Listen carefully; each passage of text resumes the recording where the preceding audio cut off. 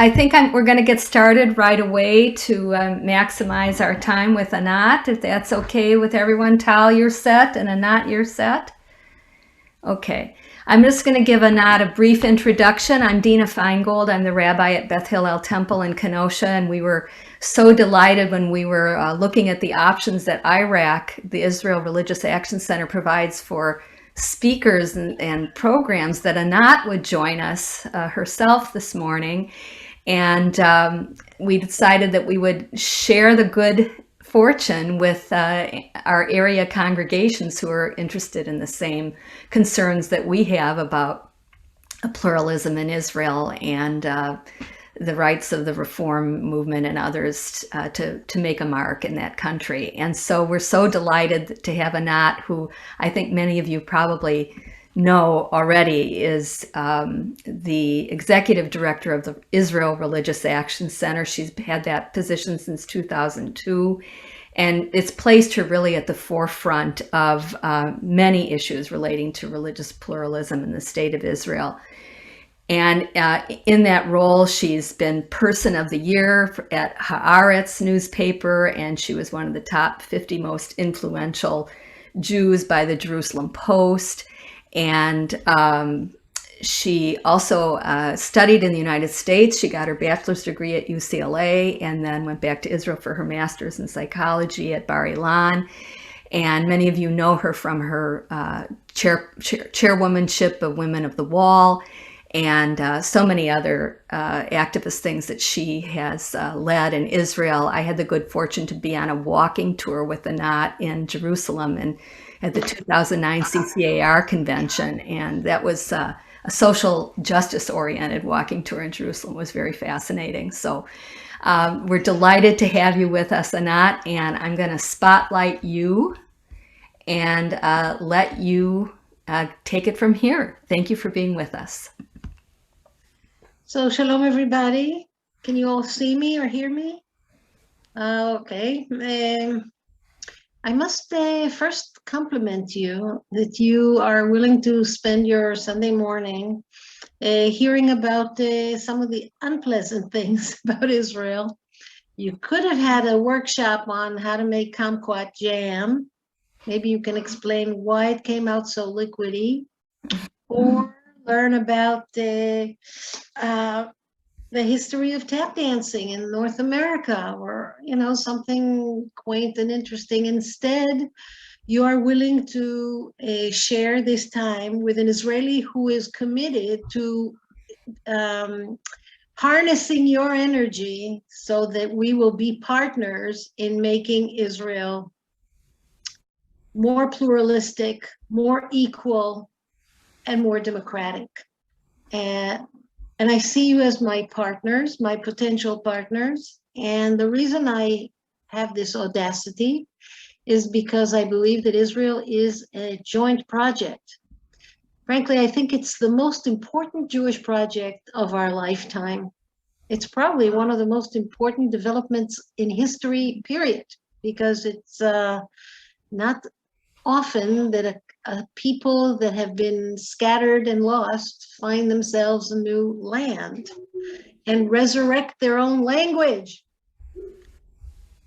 So sometimes I speak to North American groups and they say to me, I don't have a right to interfere in policy in Israel.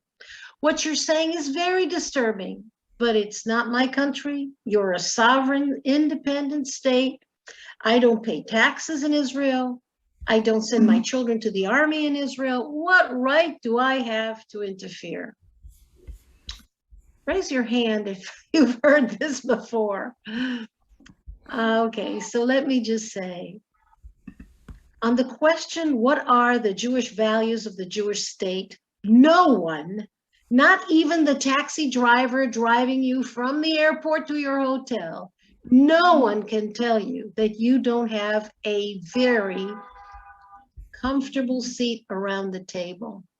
You have a right to state what you think are Jewish values.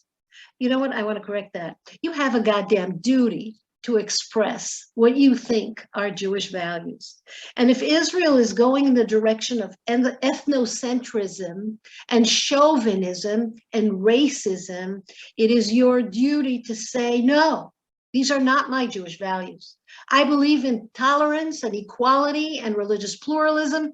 These are my Jewish values, and it is a joint project, and I want to be heard. Now, Israelis are inconsistent. On the one hand, we silence you when you criticize us, but boy, do we run over there with a hat in hand when we have a fire on the Carmel or a war in the South or something happened that's not. We are there in New York and in McAllen, Texas, and in Los Angeles, and we are saying it's a joint project. Jerusalem is your capital. Israel is your country. You've got to help us out. So if we need you in times of trouble, why can't we enjoy your good advice and your good sense at times that are before trouble? And I am here to tell you, and I commend your rabbi for inviting me. Not every rabbi invites me to speak to their congregation, because some rabbis believe that the less you know about Israel, the more you will love it. There is a value to this argument. However, I don't believe in it. Why don't I believe in it? You know, this is many years of marriage speaking. I think that love is what remains after we know the truth. And if we're going to love Israel, we've got to know the truth about Israel. And the truth is complicated, just like it is in the United States and just like it is in your family. I believe that in the Covey family and in even the Feingold family, not everything is perfect. And yet we have a Seder together and we find the common ground and we try to love our family as much as we can, knowing the truth about each and every one of them. And we are family. And Israel is a remarkable achievement of the Jewish people. But that's not what I'm going to be talking about. I'll just mention in passing, because I am very proud to be an Israeli, that the number one achievement that I am 100% behind is the Hebrew language. I know that many of you learned to dislike Hebrew because it's bar mitzvah children. It was rammed down your throats and all that chet and resh, hard to pronounce. I know. But let me tell you, Hebrew is profound. And Hebrew is wiser than the people who speak it. And Hebrew is poetry. And it goes right down to the essence of the Jewish people. Every word in Hebrew has so many layers of associations and beauty. I'll give you an example. It is now winter and it's raining in Israel. The word for rain is geshem, geshem. But the word for fulfillment is lehit gashem. When you say to someone, may all your hopes be fulfilled, you say, sheitgashmu tikvotecha. There's a famous song that my grandfather, who came here in the 20s of last century, used to sing, Po be'eretz chemdat avot titgashemna kol hatikvot. In this land of our forefathers, all our hopes will be fulfilled. You hear the word geshem in titgashemna? And the reason is that the ultimate fulfillment in Hebrew for anybody is when a cloud becomes rain.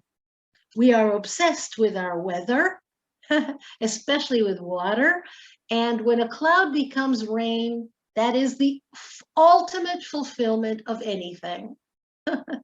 There's a famous poem by Nomi Shemer, Uchmo anan lihitgashem me'al chelkat sadeh reika velehavii leregavim et habsora hayeruka. And like a cloud to become rain over an empty field and to bring every clot of ground, of land, the green redemption. Just one word, to be fulfilled, comes from rain. Isn't this amazing? It's wonderful. We're the only country in the world where every Tuesday you can tune into the radio and hear the new words of the week, because the Academy of Hebrew Words and Letters invents new words every week. I can teach you. Are there any Israelis among you? Because if there is, I will teach them a word they don't know. The new word for junk food. It is a helchem. It is a connection between two words. One is psolet, which means garbage, and the other is lizlol, which means to eat like a pig. And the word for junk food is zlolet. Zlolet is, היינו במקדונלד, אכלנו הרבה זלולת. We went to McDonald's, we ate a lot of zlolet. That's the new word for junk food. So, but beyond Hebrew, Israel invented so much of what we have in our phones and our computers. We invented agriculture and in culture. If you have not read Amos Oz, A Story of Love and Darkness, you're in for a treat. More Israelis won the Nobel Prize than people from India, and I'll have you know that India is bigger than Israel.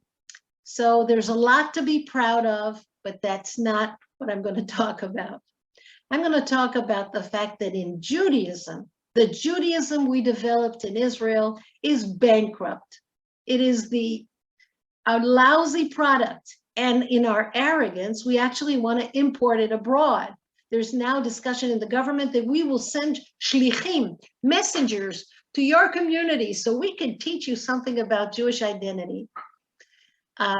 May I warn you and ask you to say, don't send us your shlichim. If anything, your shlichim have to come here and learn from us something about how to tolerate the variety and diversity of Jewish expressions, not just tolerate it, enjoy it, celebrate it.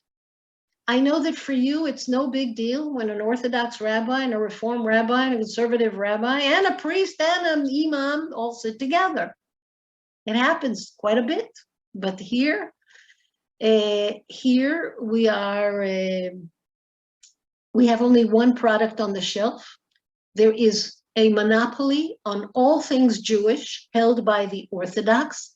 And as a result of this monopoly, the Orthodox in Israel have become more and more zealot, more and more extreme.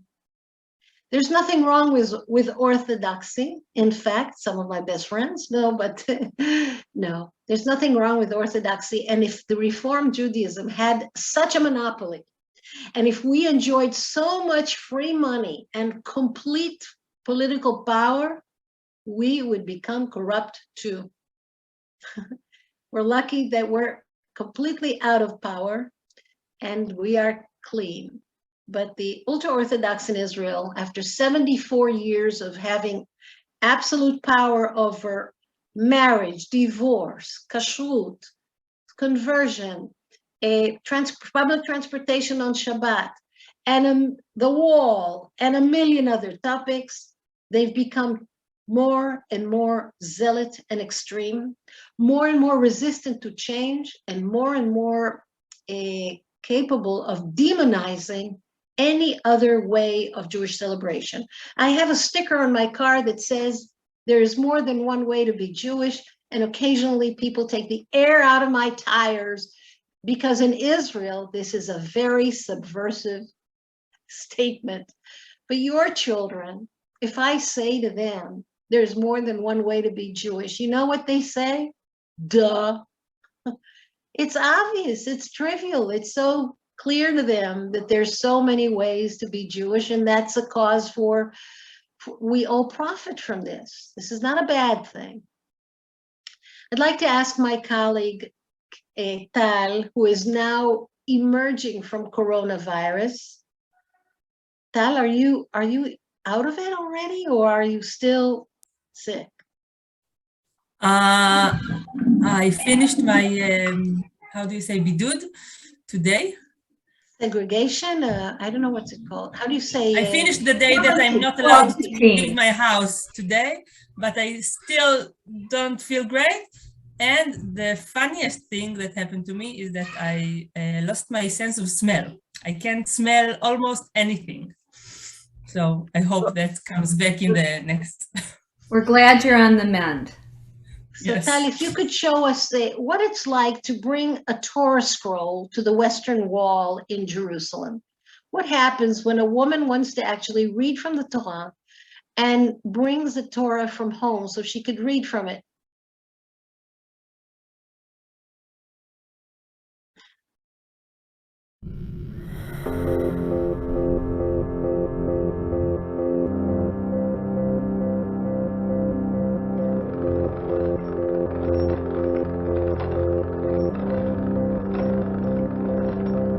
Put on your face,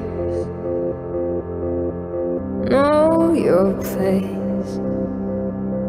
Shut up and smile, I could do that. 'Cause no one knows me, no one ever will. If I don't say something, take that dry blue pill. They may see a monster, they may run away, but I have to do this. I can't keep quiet. No, no, oh, I can't keep quiet. No, no, no one woman right. Oh, I can't keep quiet. There'll be someone who understands. Must be someone who understands. There'll be someone who understands.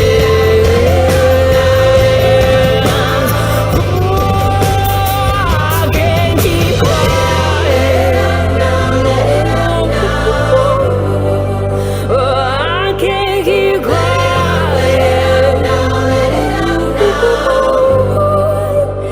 I can't keep quiet.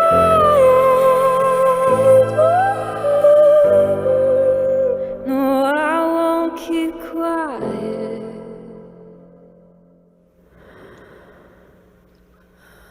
Thank you, Tal.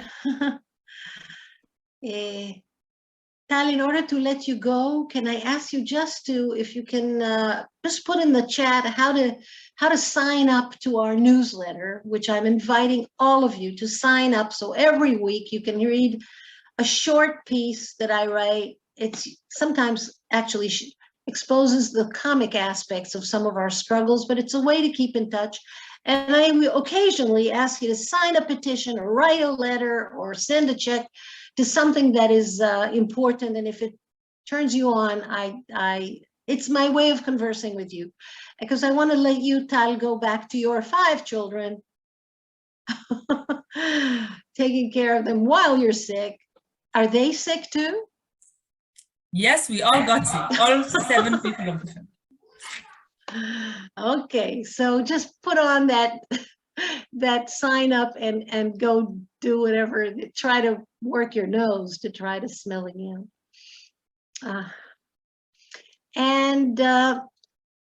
As for our discussion, I would like to just continue with some more outrageous statements for like 2 or 3 more minutes, and then I'm dying to dialogue with you. And the reason is that I've heard me before, and it's you that I haven't heard.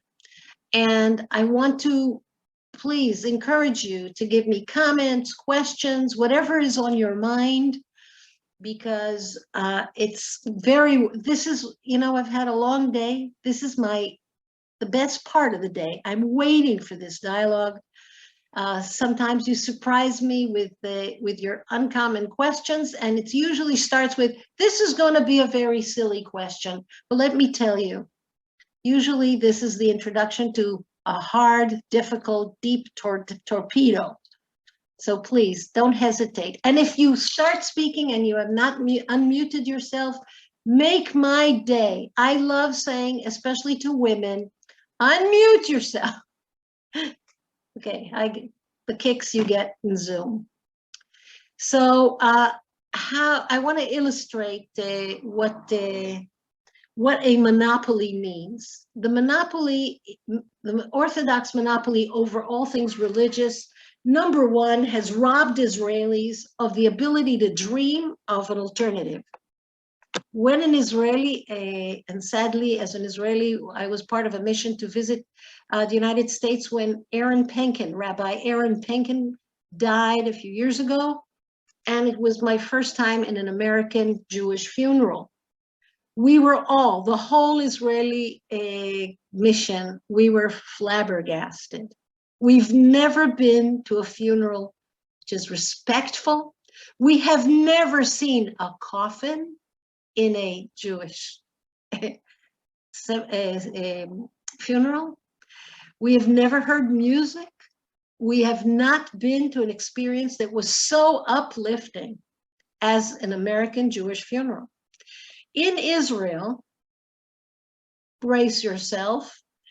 The funeral begins with the funeral director. We have, just in Jerusalem, we have 16 different Chevra Kadisha, 16 different companies, burial societies. One for the Afghan Jews, one for the Babylonian Jews, one for the Jews of everything but American Jews have a funeral director. And it starts, every Israeli funeral begins with the following words. Know where you came from, a drop of sperm. Know where you're going to. You are going to the place where the maggots will eat you. I kid you not, that's literally what it says. Know who you are going to be accounted in front of. You're going to be accountable to God Almighty. This is how it begins. Men are invited to lead the funeral right next to the funeral director. Women are asked to stand apart. Why? It is written in the books that the soul of the deceased goes through torment and suffering if men and women walk together in a funeral. Women are not asked to cut their clothes. Women are not asked to say Kaddish. Women are not allowed to put earth on top of the body. Did I mention that there is no coffin? It is blunt, it is hard, it is cold, it is so rigid. And what we saw, all of us, all the Israelis in Penkin's funeral was a loving funeral, a celebration of Rabbi Penkin's life, an embrace, a collective embrace to his family, a use of Jewish culture, not just words, music and sound and poetry. We let him go. There wasn't a dry eye anywhere. It was a celebration. It was wonderful. And going back to Israel, to see the segregation between men and women in a funeral, to see to hear this call,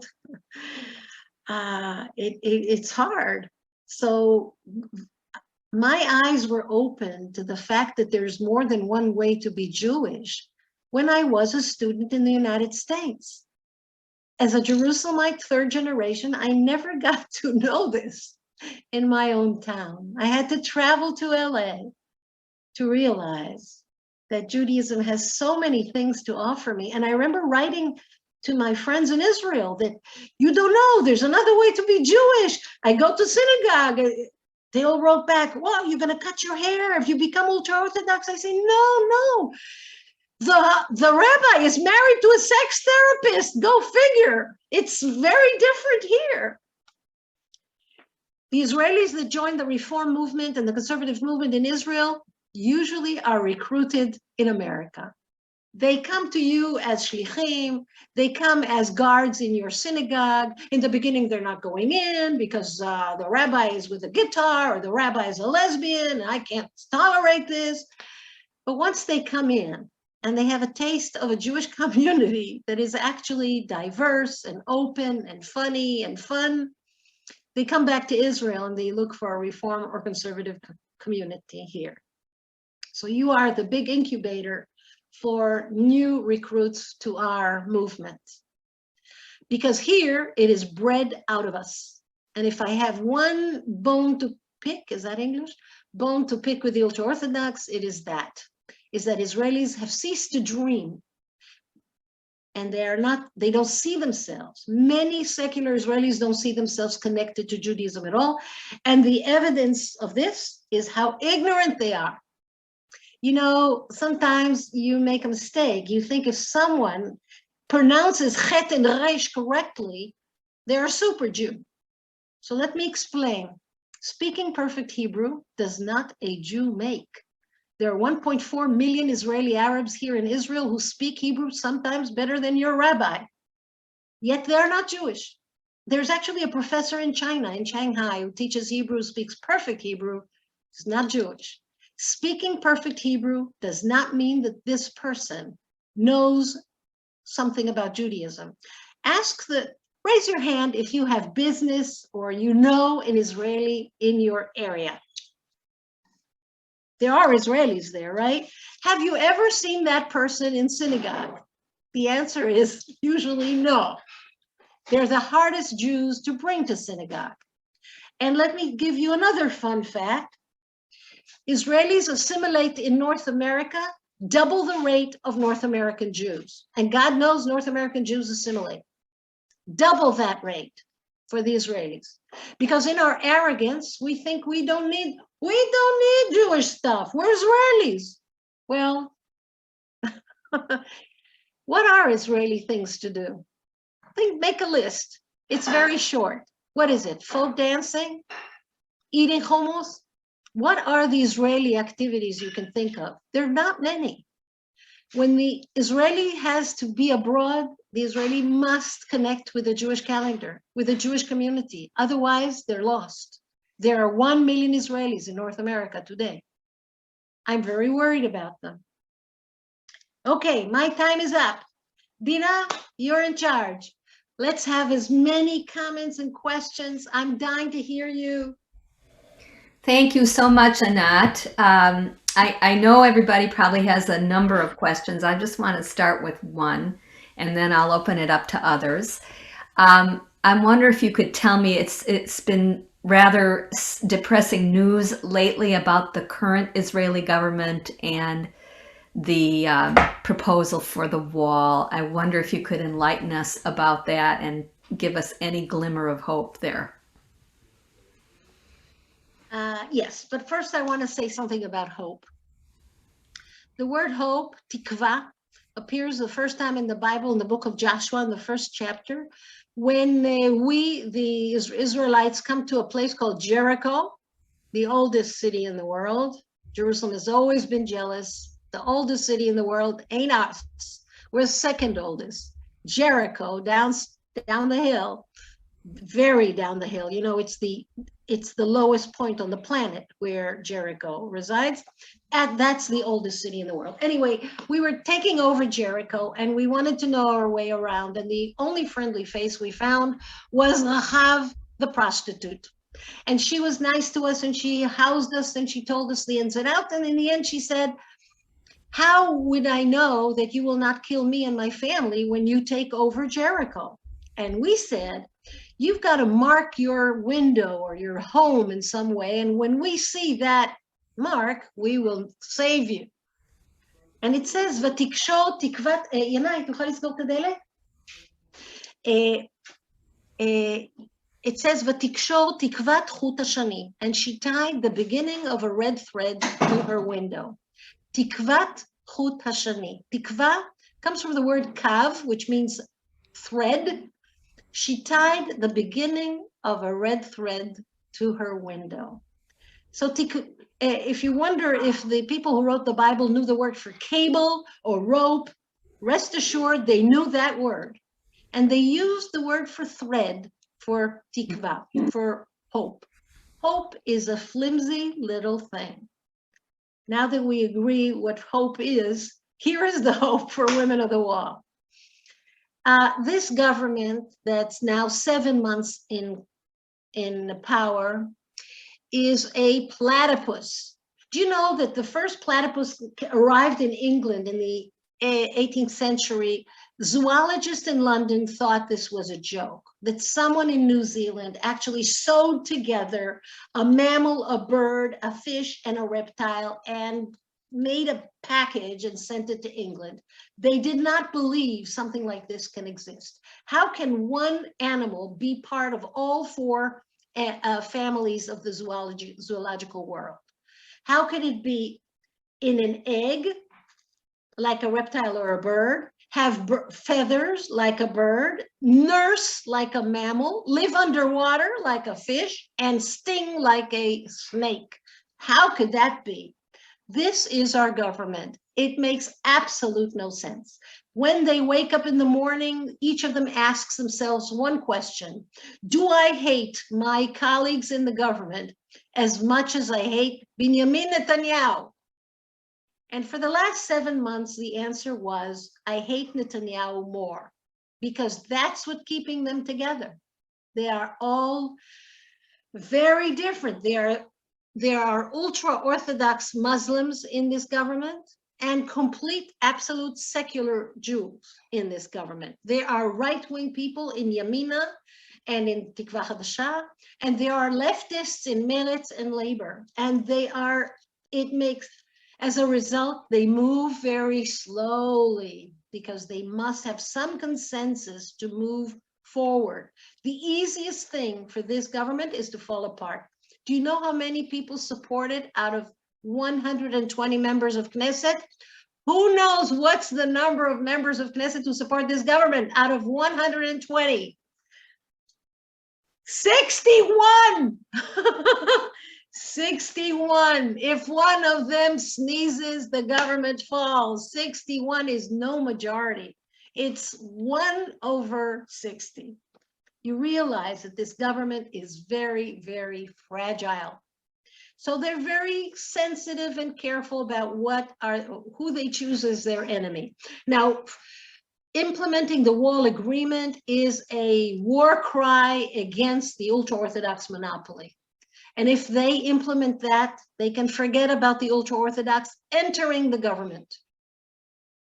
For some of them, that's very hard. They would love to see the ultra-Orthodox entering the government, because the minute the ultra-Orthodox enter the government is leaning on 73 out of 120. And 73 is way more comfortable than 61.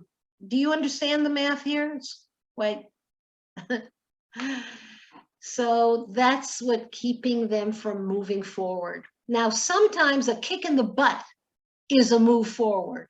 And my hope is that you guys will give them that kick, meaning that North American pressure, that the leaders of the Reform and Conservative movement, that AIPAC and Hadassah and AJC and ADL and all these organizations that you are members of will wake up one morning next week and say to Prime Minister Bennett, we are sick and tired of being second-rate citizens in Israel. The wall belongs to all of us. And when we come there, we want to be treated with respect, not with violence. And it's high time you implemented that wall agreement, which is a compromise. There'll be 2 plazas at the wall, one for the ultra-Orthodox and one for egalitarian, equal, feminist, reform, conservative. And may the best plaza win. The fear of the ultra-Orthodox is that if there are 12 million visitors at the wall every year when there's no corona, that most visitors will choose to come to the pluralistic plaza. Even Orthodox people would rather go to the pluralistic plaza. It's not about religion. It's about funding, power, and money. That's what it's about. So I believe that if on the 4th of March, Rosh Chodesh Adar Bet, we will see Rick Jacobs and Jacobs Blumenthal, the leaders of the Reform Conservative movement, and the heads of the CCAR and all the alphabet soup, of North American Jews marching to the wall, holding a Torah scroll in their arms, protesting the fact that women are not allowed to hold a Torah scroll at the wall. Women are not allowed to read from the Torah. And recently, the rabbi decreed that women should not gaze at the Torah. Oh, Rabbi, you're going to love that. Women should not, laset einayim, should not raise their eyes to look at the Torah when it's raised in the men's section. You know, now the cooties come out of our eyes, not just with, you know, touching the Torah. So if there is some kick-ass protest at the wall on the 4th of March, that would move us forward. Can you help? Of course you can. You can write the leaders of your movement. You could write the ambassador of Israel in Washington. You can write Prime Minister Bennett directly. You can do something. And that newsletter that I'm asking you to sign up is a way to talk to you. Next week I'll be writing about the how to push the wall agreement forward. Thank you. So I tried to remove your spotlight. I don't know if I succeeded, so I could see everybody in the gallery. There we go. So if you have a question, if you could either raise your hand icon or raise your actual hand. Lana or Lona, please unmute yourself. It's Lana, yes. I did not get the full website to sign up for the newsletter. I didn't write fast enough. So if you just click on the link in the chat, it'll show up in your browser and you'll be able to go to it later. And if you have any problem, just let me know and I'll get it for you. Okay?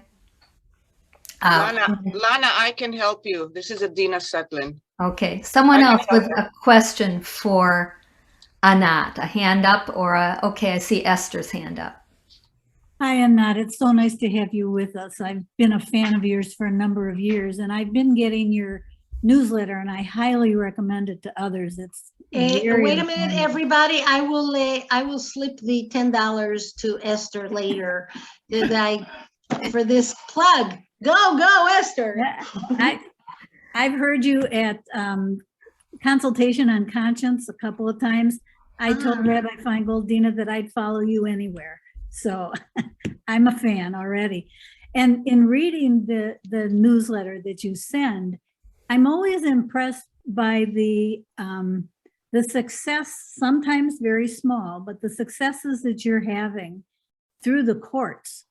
And I wonder if you could talk a little bit about where the court system is in this whole Israeli structure. And so you're right. The courts are our big savior, and we are in court, get this, 60 times a year. That's more than once a week. Don't call us, we'll sue you. We are in court every week. Tomorrow, we're going to be in the Supreme Court of Israel on a topic that has to do with conversion. It turns out that when a man, an adult man, goes through conversion, if it's an Orthodox conversion, the government of Israel will pay for his adult circumcision, which is a complicated operation in the urology department in the hospital, and it costs between 7,000 to 14,000 shekel. But if you are a reform or conservative convert, the government does not cover your circumcision. That's what's going to be the topic tomorrow at 11 o'clock in the Supreme Court of Israel.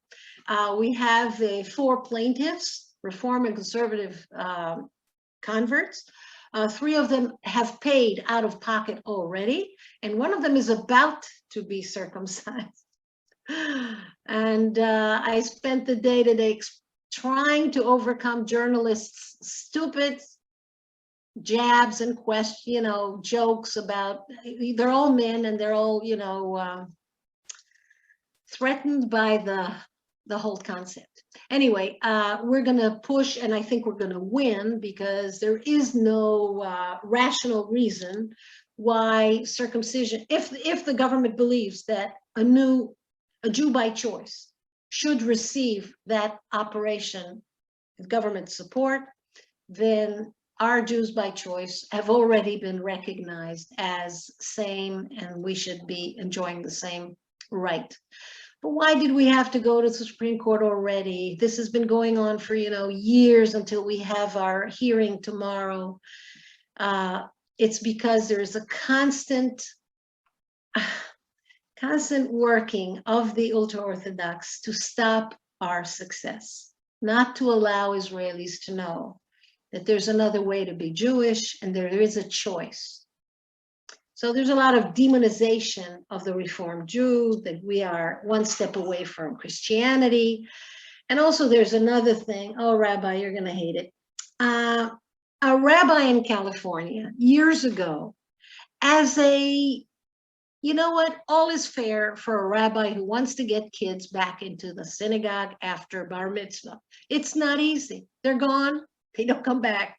You know the joke about the rabbi that had an infestation of rodents in his synagogue, and the chair of the board comes to him and says, Rabbi, what can we do? Oh, the rabbi says, I have an easy thing.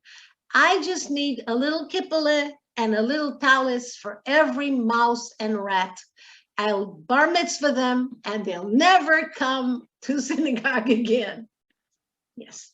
So that rabbi in California asked the children to bring their dogs to synagogue, and he did a bark mitzvah. It's harmless, it's silly, it's not worth our time, but in the last 20 years, photos from that bark mitzvah have been haunting us. Reformed Jews perform weddings between a dog and a cat. Reformed Jews do a bar mitzvah. We have been fighting this innocuous little thing for 20 years. We're demonized. Look, in government funding, we this year received, in the year 2021, 25 million shekel from the Israeli government. Trust me, there was a Supreme Court petition about every one of those shekalim. 25 million, that's, or I don't know, $8 million. At the very same time, without going to court or anything, the ultra-Orthodox institutions received 1 billion shekel. No, $1 billion, 3.4 billion shekel, $1 billion. 8 million, 1 billion. $1 billion for kashrut, for conversion, for Shabbat, for Passover, for whatever. For example, one of the cases we're dealing with is what happens on Passover in hospitals in Israel. During Passover, the security guards at the entrance to every hospital in Israel have an added duty. They have to check for non-kosher LePesach food in the bags of everyone who comes to the hospital. A quarter of Israelis are not Jewish. So an Arab who's bringing pita and hummus and trina to his grandmother in the hospital, the food is confiscated because she is not to eat non-kosher LePesach food on Passover.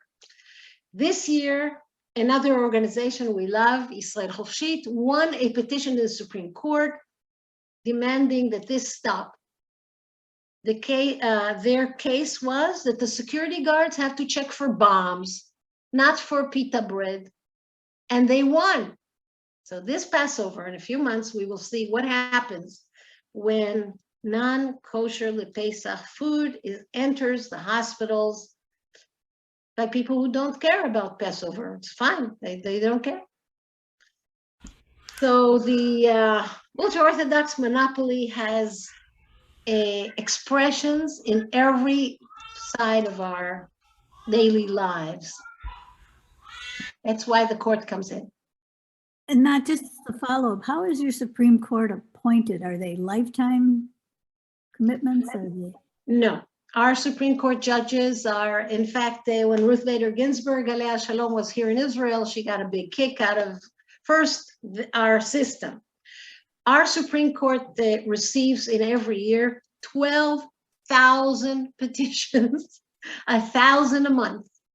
And she told us that she gets 60 a year. 60 a year in the American Supreme Court, and in Israel, 1,000 a month. The reason is that to get to the American Supreme Court, you do need to go through a lot of other courts and a huge ceremony. In Israel, no. You could be in fact, I was once in line behind a housewife that just came with a plastic bag filled with lots of papers that she accumulated. And the Chief Justice, Aaron Barak, he said, Geveret Dalia, Mrs. Dalia, what you're saying is so passionate, but you're not giving us any legal points. I strongly suggest you go to a lawyer that will speak to us in a way that we can understand. And he was nice as can be to a woman. Really, all she paid is 1,600 shekel. That's $400 for her to get in. And she was accepted in the Supreme Court and was really kid gloves. After that, he talked to us. He wasn't so nice. But with her, he was as sweet as can be, explaining to her that all this passion and tears, it doesn't work in the Supreme Court. You do need to give them some legal precedent of what's going on. So you're right, Esther. We are a lot in the court. And the revolutions that we did, be it the desegregation of buses or the radio station that we got women to be able to speak there, our petition now against the defacing of women in the public sphere, all these works, it's the Supreme Court that we are enjoying. Thank you. Another question. I see Roy's hand up. Yeah, thank you. It's good to see you, Anat. It's lovely to hear you. So a question about demonization. I wonder if Iraq deals with demonization of non-Jews and their communities and the consequences of that. What was the word you used? Demonization of non-Jews. The demonization of others. Yeah, of others, right. I must say, first I'll say who we don't support. And we may reconsider, but until now we did not support, and that's Jews for Jesus. Uh-huh. We feel because of the reform movement, we are the reform movement. And because we're constantly being told that the 2 million reformed Jews in North America are one step away from Christianity, we felt that going all the way for Jews for Jesus in Israel would cause more harm than good.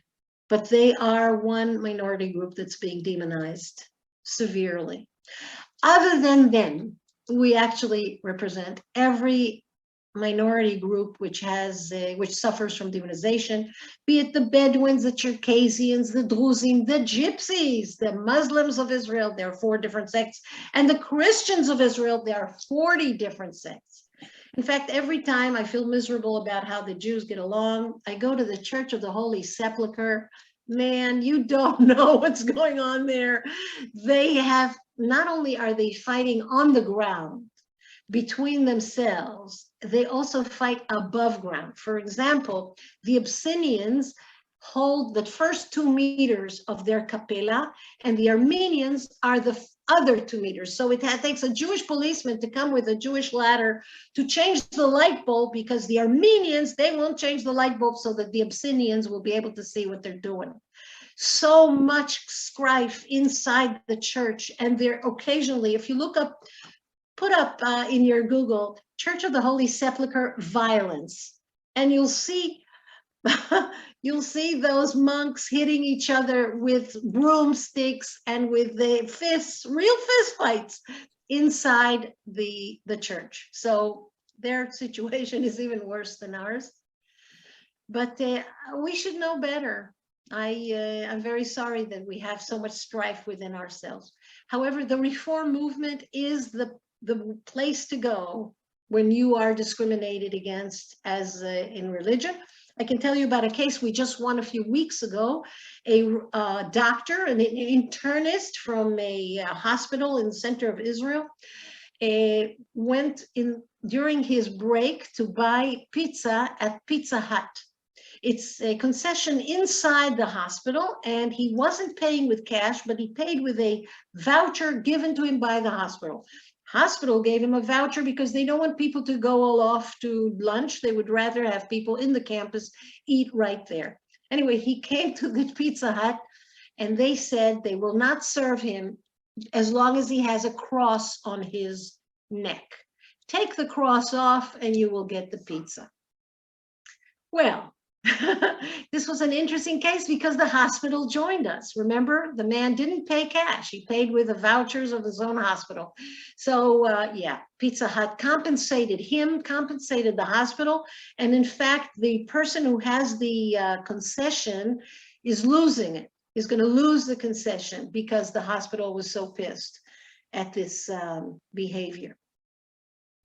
We also won a case for Bedouins on the issue of black goats and white sheep.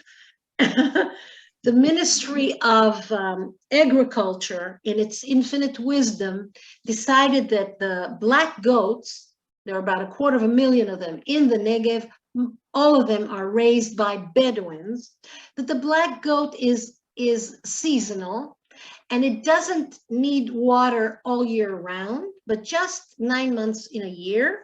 And therefore, the water rate that the Bedouins pay, the cubic meter of water, costs them twice as much as the cubic meter of water for white sheep. White sheep are raised by Jews, by the 600 individual ranches in the Negev that are run by Jews.